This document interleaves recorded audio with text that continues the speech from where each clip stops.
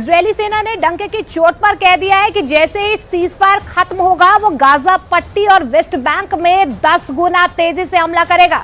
लेकिन इतनी बड़ी धमकी देने के बाद नेतन्याहू को फौरन एहसास हुआ है कि उसने बहुत भारी गलती कर दी है और इस गलती का फायदा ईरान उठा सकता है।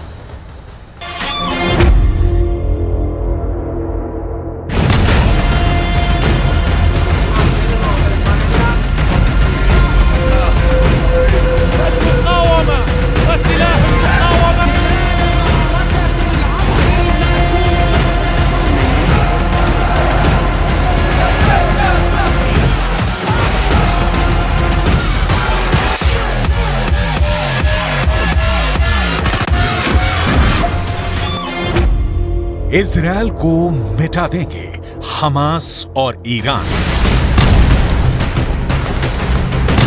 4 दिन का सीज फायर क्या इजरायल पर भारी पड़ रहा है? दुनिया भर के वॉर एक्सपर्ट्स का साफ कहना है कि 4 दिन के सीज फायर में हमास को जबरदस्त हमले करने के लिए फिर से ऑक्सीजन मिल गई है। खबरें तो यहां तक आ रही हैं कि रूस के वैगनर ग्रुप के कमांडर और लड़ाके भारी हथियारों के साथ हमास के कमांड सेंटर में पहुंच चुके हैं। जबकि चीन ने इस दौरान हमास की सुरंगों में ऐसे खुफिया नेटवर्क बना दिए हैं जो इजरायली टैंकों और पैदल सेना के लिए काल साबित होंगे। जबकि दूसरी तरफ ईरान ने हमास को नई तरह की सैकड़ों मिसाइलें, लंबी दूरी के रॉकेट और भारी हथियारों की एक बहुत बड़ी खेप गाजा पहुंचा दी है।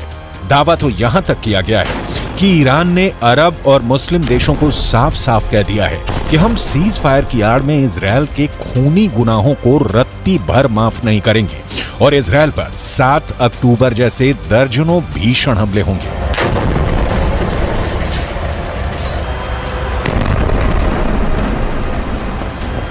इस वक्त इजरायल के 1.5 लाख सैनिक और 800 टैंक गाजा पट्टी वेस्ट बैंक में मौजूद हैं।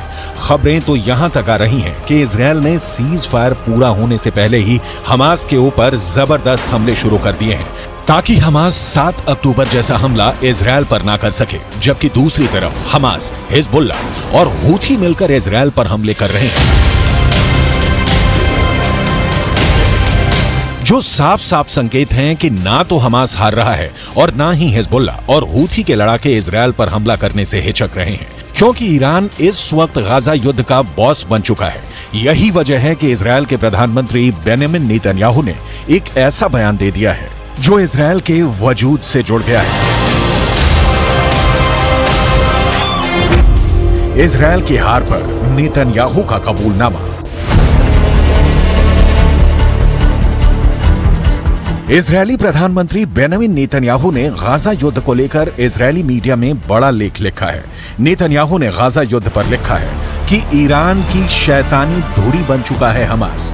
नेतन्याहू ने दुनिया को चेतावनी दी कि अगर हमास ईरान युद्ध जीत गए तो अगला नंबर बाकी देशों का होगा। बेंजामिन नेतन्याहू ने यह भी लिखा है कि हमास ने 7 अक्टूबर को जिस तरह आतंक मचाया वो हमें दिखाता है कि अच्छा भविष्य तभी संभव है जब सभ्य दुनिया इन जंगलियों के खिलाफ लड़ेगी। नेतन्याहू ने अलर्ट करते हुए ये भी लिखा है कि कुछ लोगों को लगता है कि हम आराम से अपनी जिंदगी में रहेंगे और बुराई खत्म हो जाएगी, तो ऐसा बिल्कुल भी नहीं है।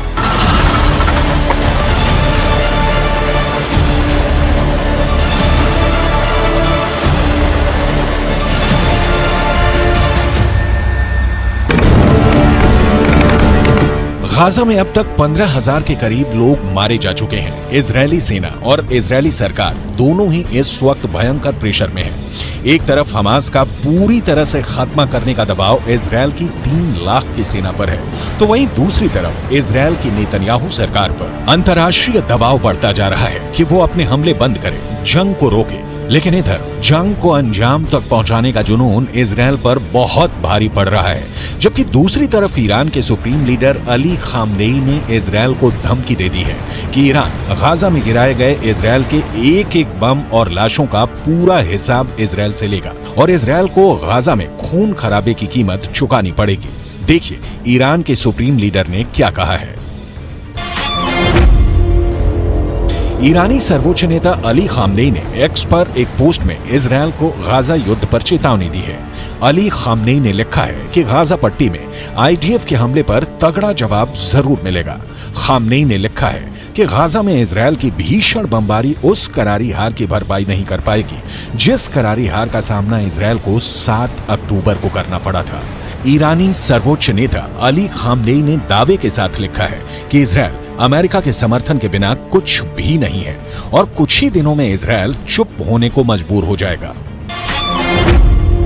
इजरायल की हार पर नेतन्याहू का कबूलनामा।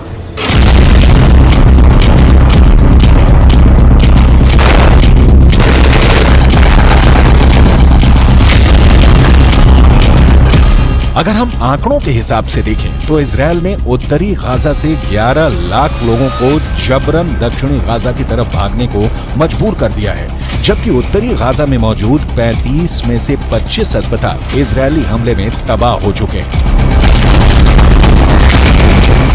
वहीं 44,000 के करीब उत्तरी गाजा की इमारतों को इजरायल ने मिसाइल और बम धमाकों से उड़ा दिया है, जबकि 2.25 लाख के करीब इमारतें अब रहने लायक नहीं बची हैं।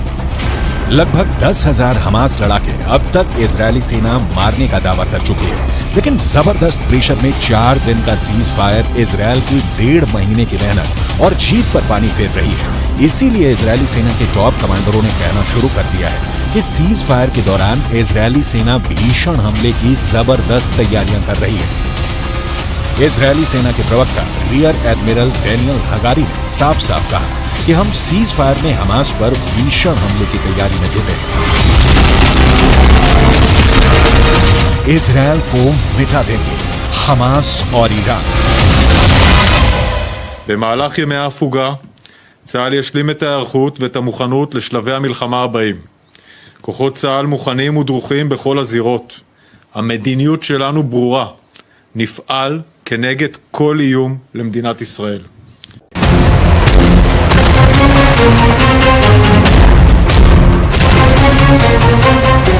अब सवाल उठता है कि अगर इजरायल सीज फायर के दौरान भी लगातार तेज हमले कर रहा है तो फिर हमास क्या कर रहा है। पश्चिमी मीडिया के दावों के मुताबिक सीज फायर का फायदा हमास के लादेन के नाम से मशहूर याह्या सिनवार उठाना चाहता है।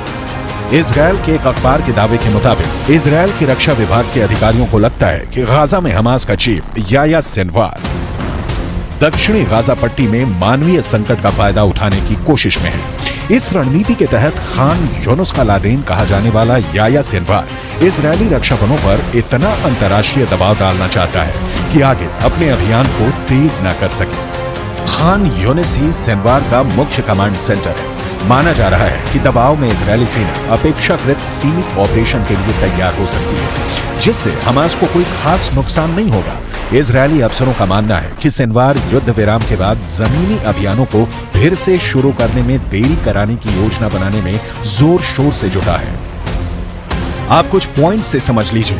हमास का लादेन याह्या सिनवार उत्तरी गाजा के बजाय दक्षिणी गाजा को बचाने पर अब क्यों जोर दे रहा है।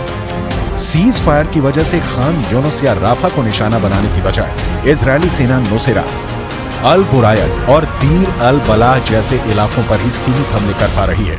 इजरायली सेना दक्षिणी गाजा के गैर मानवीय क्षेत्रों में सीमित अभियान चलाने को मजबूर हो रही है। इसका नुकसान आईडीएफ को ये हो रहा है कि हमास इजरायल के भीषण हमलों से बच रहा है और हमास का लादेन याह्या सिनवार एक बार फिर से दक्षिणी गाजा में हमास की सैन्य ताकत को मजबूत करने में जुटा है।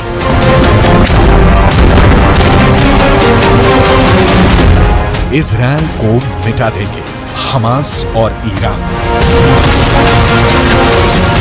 إنهاء الاحتلال وحماية الأقصى وتحرير الأسرى نخوض معركة التصدي لعدوان جيش وقطعان مستوطنين على شعبنا ومدننا. نخوض معركة كسر الحصار على شعبنا في قطاع غزة الذي امتد 17 عاما أو يزيد. نخوض معركة تحقيق الحلم والأمل الفلسطيني. इस वीडियो में दिखाया गया है कि हमास के लड़ाके अचानक तबाह इमारतों से बाहर निकलकर आरपीजी फायर कर रहे हैं।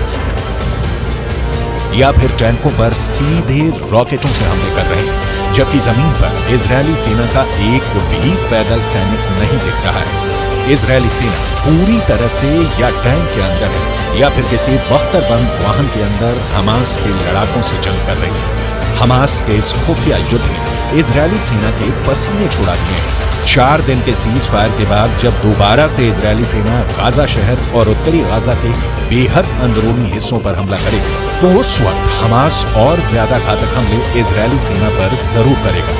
लेकिन इजरायली सेना ये भी दावा कर रही है कि सीज फायर के बाद हमास का खात्मा पूरी तरह से हो जाएगा। עוקבים אחרי כל מה שצריך לעקוב, אחרי בכירי חמאס בעזה ובכל מקום בעולם. יש למלחמה הזאת מטרות מאוד מאוד ברורות, וצה"ל נערך לשלבים הבאים במלחמה, על מנת לפרק את חמאס, לסדר את הגבולות, שיהיו גבולות בטוחים, להמשיך במאמץ העליון, להשבת חטופים, להגיע להרתעה אזורית. वहीं हमास का दावा है कि इजरायल सेना युद्ध विराम को तोड़ रही है और हमास पर हमले कर रही है।